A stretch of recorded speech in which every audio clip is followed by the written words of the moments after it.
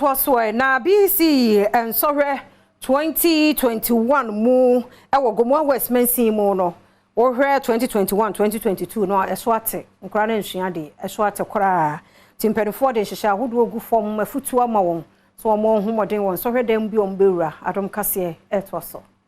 Basic Education Certificate Examination BECE awo manfo etro ewo Gomoa West empatemu no aba betodwa se na adesua ewo soro no sesei ate aba fom ensem no ekire mu se efi afi 2021 no ehase ete ba fom efi 69.86%, 2022 ana san eteye eba 61%, awe nyina ekire se etichafo a eni hododo no akade ankoda yedi besua de eka ho bi ena ma adesua ete from ewo mpatemu ho esukufo bi a wo mpatemu ho no ene Adom News etwetwe komo efa womadesua sese etiko from ne so esukufo yi ede sansem we etudwa Abraham Ashebejeni wo mpatemu ho no Richard Jan ede school books ene achede sunku bi ekoma suku kwada no ewo mpatemu ho nti teachers accommodation one of the problem assistance we are confronting.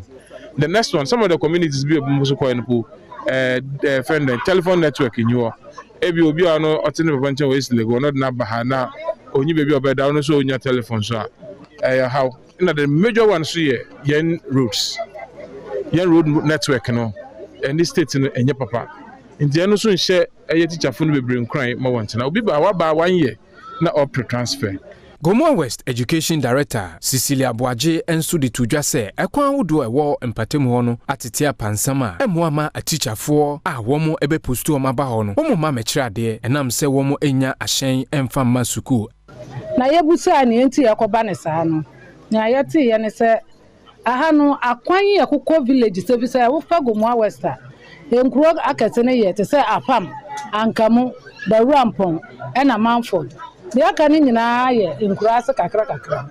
na akwan ye de ko so be ya wo benya ka e de akosa nkuro ni so ni nyina akoye ohaw ama teachers no Mrashebejeni ewo mpatemu ho no ede tudwa se womo etu hanamon sene empinifo a womo national service scheme no womo behwe na womo de ntitiye ama etichafo